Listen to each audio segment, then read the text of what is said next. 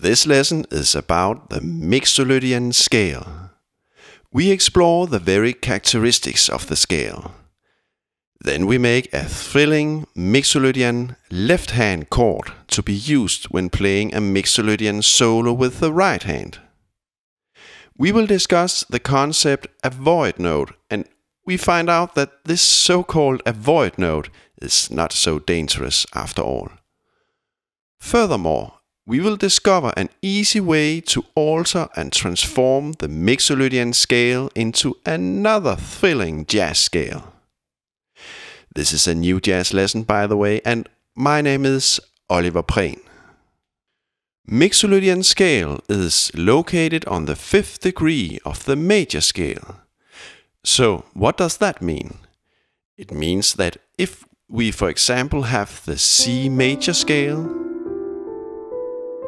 then we go up 5 steps from the C note. 1, 2, 3, 4, 5. And here we got the G Mixolydian. So G Mixolydian and C major scale contains the same keys. In this case, all the white keys. We just change the bass note, the key note, to the 5th degree of the major scale, and we got the Mixolydian scale. So, what are the characteristics of this Mixolydian scale? Well, let's try to compare the G Mixolydian with the G major scale. The only difference between this G Mixolydian and the G major scale is the 7th step, right? Major scale got the major 7th step. Mixolydian got the minor 7th step. So, if we want to find a Mixolydian in a specific key, I think the easiest way is to make the major scale in that key and then just lower the 7th step. Let's make another example. Let's look up the C Mixolydian. Then we make the C major scale, all the white keys. And then we just lower the major 7 note to the minor 7, like this. And here we got the C Mixo. So simple as that. So, a Mixolydian scale is almost like the major scale. We just lower the 7th step. Now, what type of chord fits the Mixolydian scale? Let's try to build up the Mixolydian chord from the root. We start with the key note C and we go upstairs with thirds. And we make sure to stay inside the C Mixolydian scale when doing this. So, here we have the C7 chord, right? So if we stumble upon a C7 chord, we can use the C Mixolydian as our improvisation material, and we can play a little solo.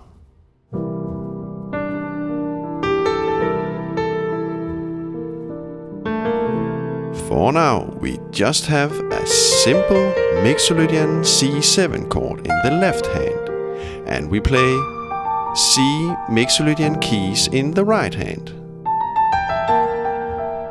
Try to do this exercise. Just fool around with the Mixolydian notes in the right hand. Listen to the sound. In this way, we will learn the nature of the Mixolydian.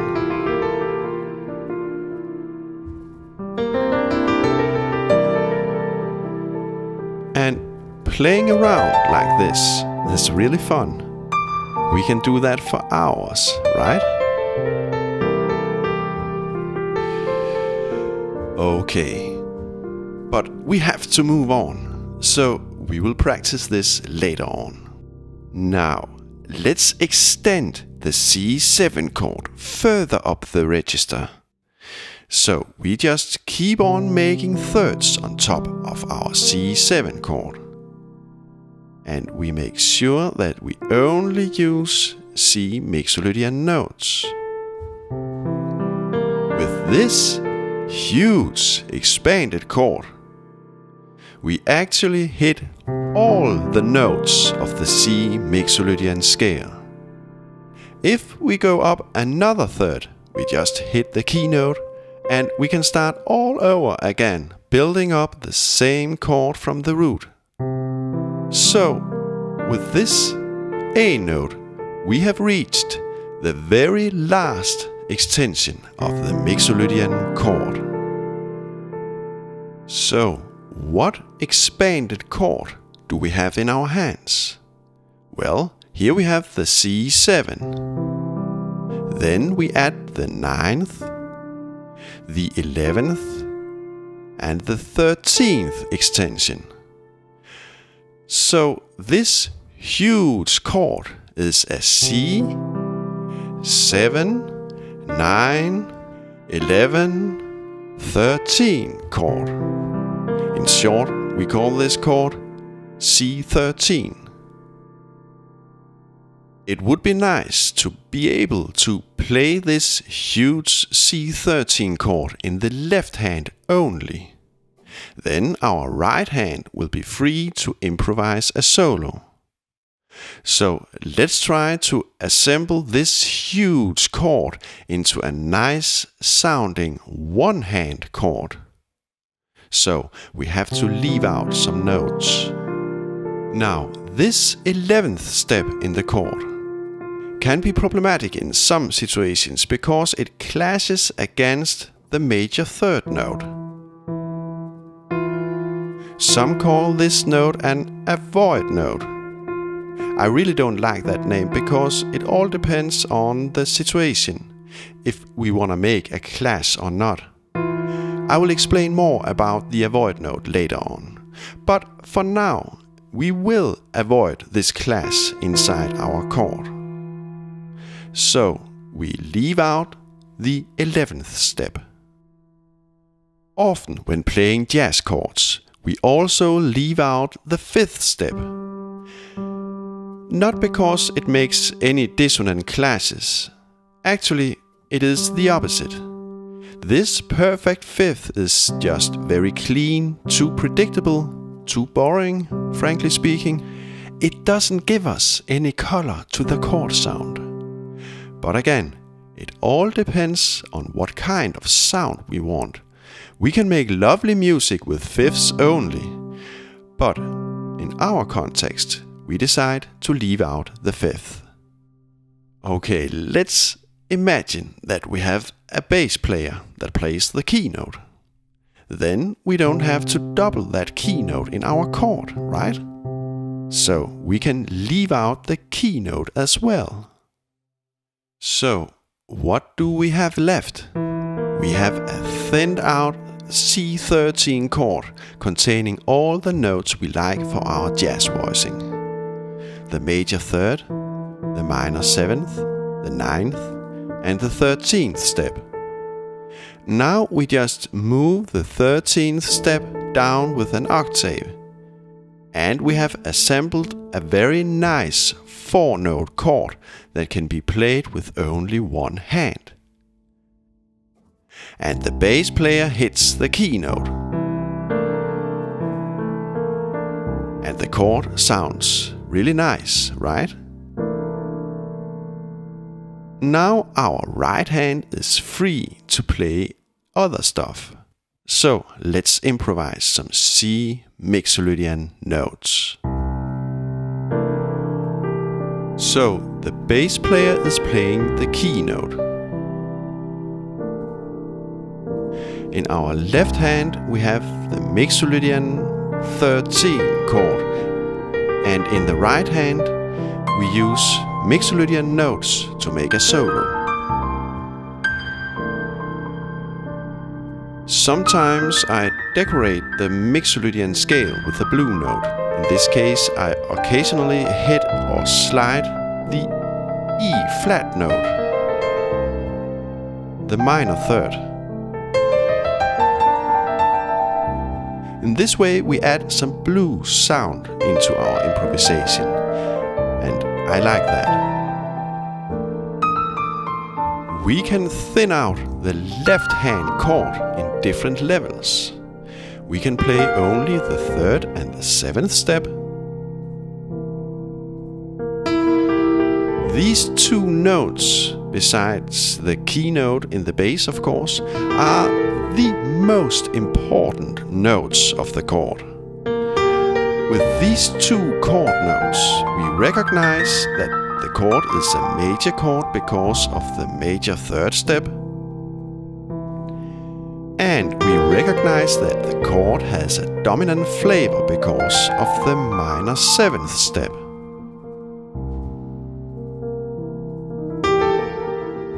Let's try to add the ninth step as well.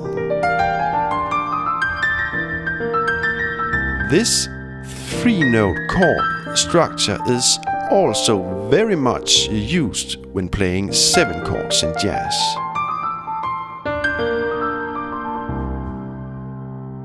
And finally, we can add the 13th step, making an even more fat and rich sound.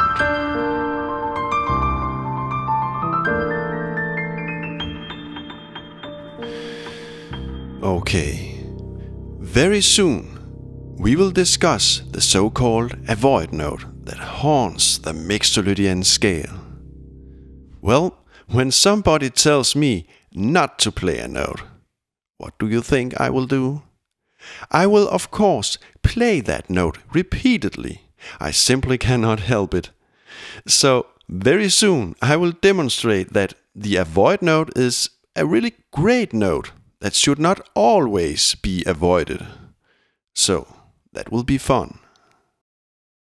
When improvising Mixolydian, this so-called avoid note, the F note, can be very harsh because it clashes against the major third E note in the left-hand chord.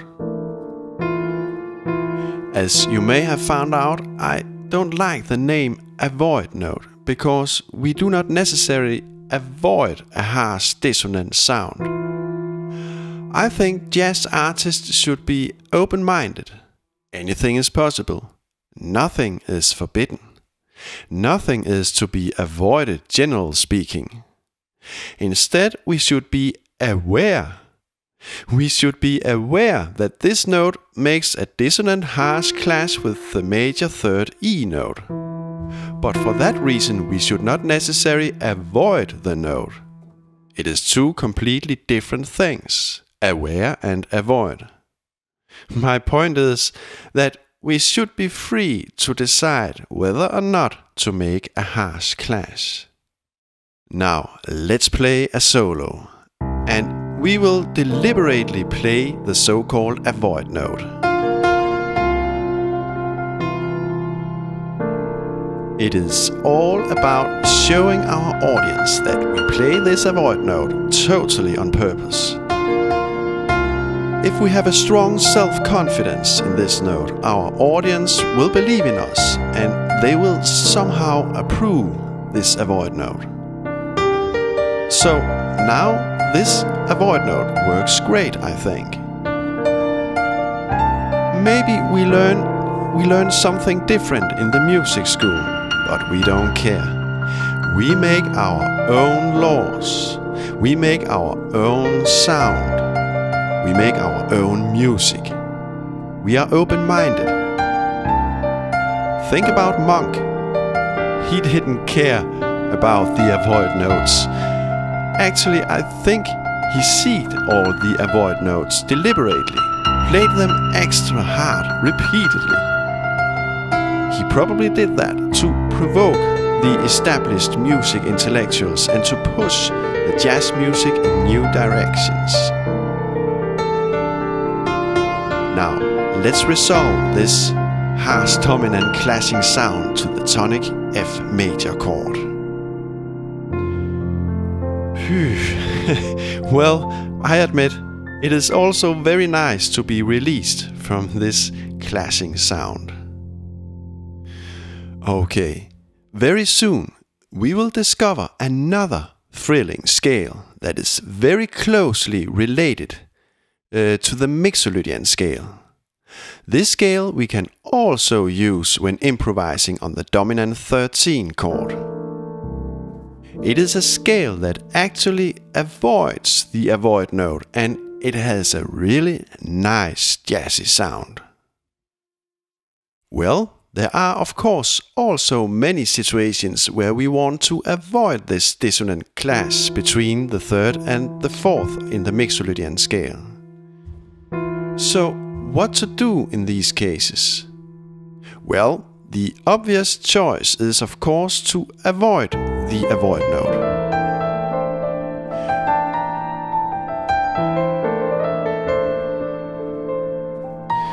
But we can also do something completely different. We can augment the avoid note in the Mixolydian scale to the F sharp note, and we got this very nice jazzy sound.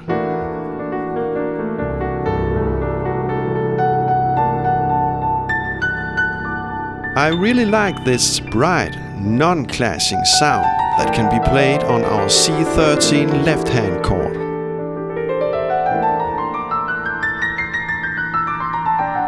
So let's look closer into this new scale.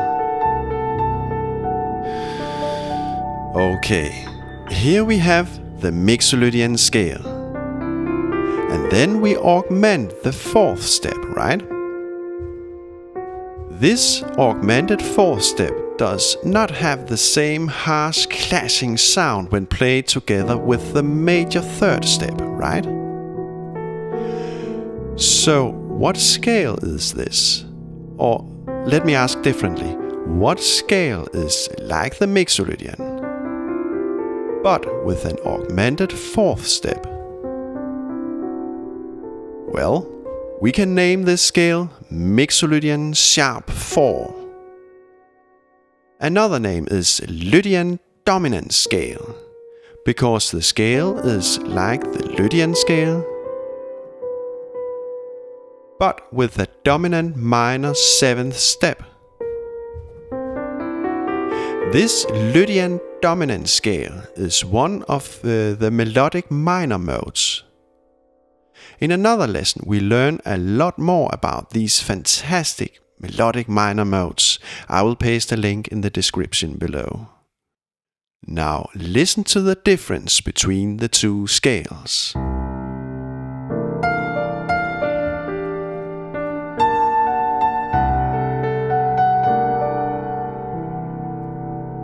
Mixolydian,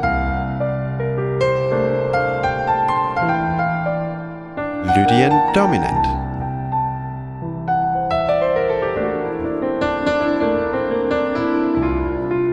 When playing Lydian Dominant, we have only augmented a single note compared to the Mixolydian scale. The fourth step is the only difference.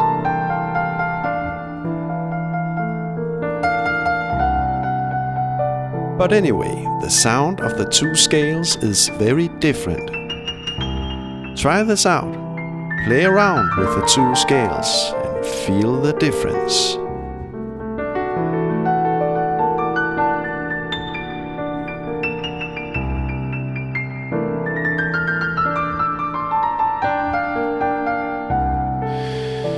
Okay. Many subscribers have asked for a video about the 12-bar blues.